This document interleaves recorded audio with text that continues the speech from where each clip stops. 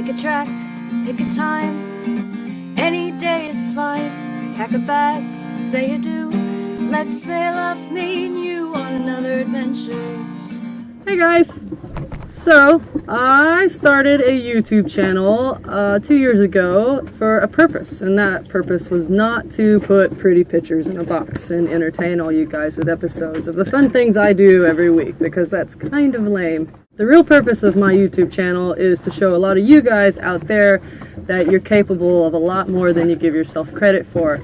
I've been able to make a great example out of myself in a small way to many women in the world, because a lot of them are afraid to come out here and do this without a husband or a boyfriend. I've also been able to make a good monetary example out of myself, because a lot of us believe we need hundreds and thousands of dollars to own a sailboat and to live on a sailboat and to work on a sailboat, and we've seen through some of my episodes that none of that's true. You can do anything, whether you're male or female or old or young or rich or poor, it doesn't matter. There's a lot of you out there as well who have challenges like disabilities, injuries, experiences you've had in life that have changed your life, and you've let that change your life whenever you actually don't have to. I would like to introduce you to my friend Dustin. My name's Dustin Reynolds. I'm from Hawaii, a big island, a small town called Kona. I started sailing just over 5 years ago. This was the result of getting hit by a drunk driver 10 years ago. I was on my way home from work one night, and a drunk driver came across the center lane, hit me head on, lost my arm and my leg in the accident. It nearly my life. It through the process of the financial hurdles, I pretty much lost almost everything that I owned. It left me about $500,000 in debt. It was my own health insurance company that actually sued me into bankruptcy. Wow. So my own health insurance company sued me for $440,000. And it took about 3 years to go through the medical process and the bankruptcy and everything. And one day I was just on the internet, and I just completed my bankruptcy, and I had just finished paying off the IRS, a debt of about $20,000. So I started looking for other ways to make money and other things to do. And randomly, I was on the internet, and I found this website called the slocumsociety.com. And it was all people who had set records sailing around the world by themselves. And I was like, well, there's no double amputee on that list. I'm just going to go do that. And I'm sure that's what everybody would do in that situation. Of course. So I sold my two businesses, and I bought a $12,000 sailboat, 1968 Allberg. And I learned to sail off YouTube and reading a few books, and I spent 1 month sailing around Hawaii, and then back in June of... That's real single-handed sailing. Yeah. Real authentic single-handed sailing. Sorry to interrupt. It's okay. Yeah, no worries. And so, I did a 1 month trip with a friend around Hawaii, and then I set off on my own to be the first double amputee to sail around the world. Wow, and you've just about made it there. You're getting really close. You started in? Yeah, I started in Hawaii, and now in the Southern Caribbean. So all I really got left to do is the Panama Canal and back to Hawaii. That's so amazing. It's pretty close. I could be back home in 2 months if I wanted to. That is amazing. You started sailing with one leg and one arm. So what were some of the hurdles and things that you remember being challenged by, and how did you work through them? I think the biggest hurdle of all of it and frustration is time. Things that would have taken me minutes with two hands sometimes take hours, and thought and duct tape and tons of swear words. And sometimes you don't have the correct swear word, and so you got to stop and think for a minute. And then you got to, duct tape something or tie something up just so something to act as another hand. Yeah. And and even now, even just cruising around, the people that are sailing and doing these things are couples usually, and both with two hands. And so when they're cooking and cleaning and doing dishes and then doing boat work and then everything else, I'm doing all of that by myself with one hand. And so it's a constant struggle to keep up with everything. I bet it is. I can only imagine. I had a very, very small hurdle, which a lot of the YouTube people saw with the boat accident, and I had to figure out, and I was very, very challenged by that. It was it was challenging physically and mentally, because it's the time and everything that you can't accomplish with the other hand, and it starts to wear on you. And I think a lot of us find ourselves in a downward spiral where we're focusing on the negative and we're not being able to turn around and focus on the positive and what is still there and what we can do with what's left and how fortunate we are to have what's left. You learn a lot in experience for sure getting out there. It's like I say a lot, at some point in time we didn't know how to ride a bike, and at some point in time we didn't know how to drive a car. But now we don't think about it. Most of us get on a bike, we jump in a car, we drive to the grocery store, and we don't think twice. We just do it, and it's like breathing. And that's like pretty much everything out there. There's a lot that we don't know how to do, we don't know how to accomplish, and we can't figure out the way. But if we just start taking the steps, it's like going up a staircase. You just start at the first step, and eventually you're at the top, and you don't really think much in between. That's everything in life. Other people's realities are not your reality. You're the only one that can create that. Yeah, learning to sail on off anchor was a big thing, because for about 1 year out of the 5 years I've been sailing, I haven't had a motor. And so I still was able to go everywhere that I needed to go and do things, and even like day sails to other places. Like other boats would be like, okay, they'd go take off, and I was like, well, I gotta wait until later to charge up the batteries, but I'll be there. And so it was, even without the engine, became comfortable sailing. Your first solo sail. Oh yeah, so leaving Hawaii, that I'd never sailed by myself before. I'd never left the marina by myself before. And then I got out to sea, and sailing south, like along the island, I actually hugged the coast of Hawaii just to keep in cell phone range, because at the time I had no communications at sea. So I had no satellite communications or SSB or anything. So I had that tether still as I went down the coast of the Big Island, and saying goodbye to friends and family and stuff, to people that weren't there, and then also kind of keeping that leash, to society. And I remember just as I was leaving South Point, Hawaii, a big squall hit, and so I had to run out and reef the sails, and and by the time I got back on the boat, the cell phone coverage was gone. I was like, I'm alone now. This is it. Next stop Palmyra, which was 1,000 miles away. But then it was a nice, easy trip to Palmyra, actually, and it was still one of my favorite stops. It's just this amazing nature preserve, and I would recommend anyone who can go there to go there. I do have one really tough trip that I did from when I was in Bali. I got towed back into Bali 3 times.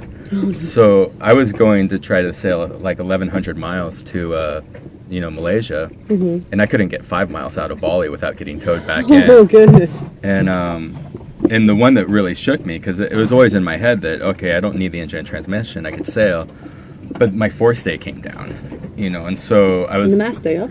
Yeah, the mast stayed up, thankfully. But I heard this big bang, I look up, and the forestay is limp because it was still being held up by the halyard for the, for the furling sail, So, and then it took maybe 30 seconds for that to chafe and come down.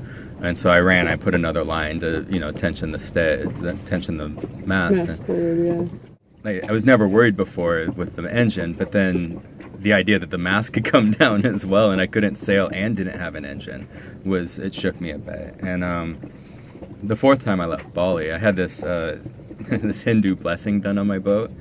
And, they put these flowers everywhere and did a chant and stuff. And there was 4 levels of the blessing, and I got the 3rd level, which was the 4th one was the one with the live chicken being sacrificed on the boat. And I didn't really want to have this chicken sacrificed on the boat. Yeah. But if I got towed in one more time, that chicken was going down. And, what are the things you've seen along the way that you wouldn't have gotten to experience if you maybe just made an excuse instead of a reason to do something? I think this has spanned out over a year. Yeah. So when I turned 40, was in Sri Lanka. Amazing place. I just left the Andaman Islands to get there, which was also another incredible place. And then stopped in Chagos, and then Madagascar, Mozambique, South Africa, went around the Cape of Good Hope. And then I flew to Chile and joined a boat to Antarctica and back, and did Cape Horn on the way back. Wow. And then crossed the Atlantic to St. Helena, and then turned 41 in Ascension Island. And so Ascension and Chagos, more people go into space than go to either of those places. Palmyra is on that list as well. They're very, very untouched. these amazing nature preserves, and almost nobody ever gets to go there. And I knocked 3 of them off the list in 1 year. Oh, two of them off the list in 1 year, and did the Cape of Good Hope and Cape Horn and Antarctica, the Drake Passage, and it was just like it was the best year of my life. I got to see so many amazing things just in 1 year, and all of them because of sailing. That's when I was kind of pinching myself and like, hey, this is my life now. And so that is wild. That is awesome. This is very inspiring. Aww. I'm very inspired. And I hope all of you guys are very inspired, because you should be. So remember, if you're out there and you have a boo-boo or something that hurts somewhere, you can't let it stop you from having experiences like sailing to Antarctica and Bali and living your life, because one day we're not going to have the opportunity, not to be on a negative note, but while we have the opportunity, we have to take advantage of it. We have to get out here, we have to jump off that cliff into the water, we have to jump on that sailboat and go sailing, we have to jump on the motorcycle and ride, we have to be smart and put helmets on when we do those things. So there's a fine line in living life and doing the crazy things and being smart while you're doing it. So don't not do something. Just think of the way that you can do it the safest and go for it. No matter what it is. Go for it, do it, live to your fullest, and learn from it. And as I've said before, if you trip and you fail and you get towed back in, or you have to start all over again, you will learn a lot more by having a small failure, overcoming that. You learn a lot about yourself, and you learn a lot about whatever has broken or failed or fallen apart on you. You learn maybe how to fix something. That experience in itself is positive, whether it seems negative whenever it approaches you and when you're having to deal with the negative parts of it. It's positive because it's going to take you further in the long run, no matter what the circumstances are. And does anybody else have any more questions, any thoughts, anything before we close up with the magnificent Dustin? Are you aware of the effect that you have on the people that you meet? I've heard it a lot, yeah, and it's even like, I mean, this isn't intentional by me, but people will even say that they get shamed into doing things because they'll be like, well, Dustin did it by himself with one hand, so I guess we gotta go. So it's not my intention in any way to do that, but it is kind of funny. And but yeah, and I hear a lot from other sailors when they're doing things, they're like imagining how I do it, and really, like, I don't think it's that tough. It's frustrating, just like I said, with the time issue on things. You know, things just always take me a bit longer, but overall, sailing's really not that difficult, I don't think. And so working in an office would be a lot tougher on me than doing this, so, and probably more frustrating. So. I would agree. Yeah. I definitely agree on that. Any words of wisdom for young whippersnappers looking to get into sailing and traveling the world? Oh yeah, don't listen to all the old guys at the bar. They're gonna tell you a million reasons why you shouldn't go. I met a sailor who was blown up in Iraq when I was in New Zealand. He spent like 6 months in a coma, and he sailed an engineless Cal 27 from Washington State to New Zealand, all through Pacific Islands, everything. Insane. He sailed on off anchor everywhere he went, sailed right into marinas.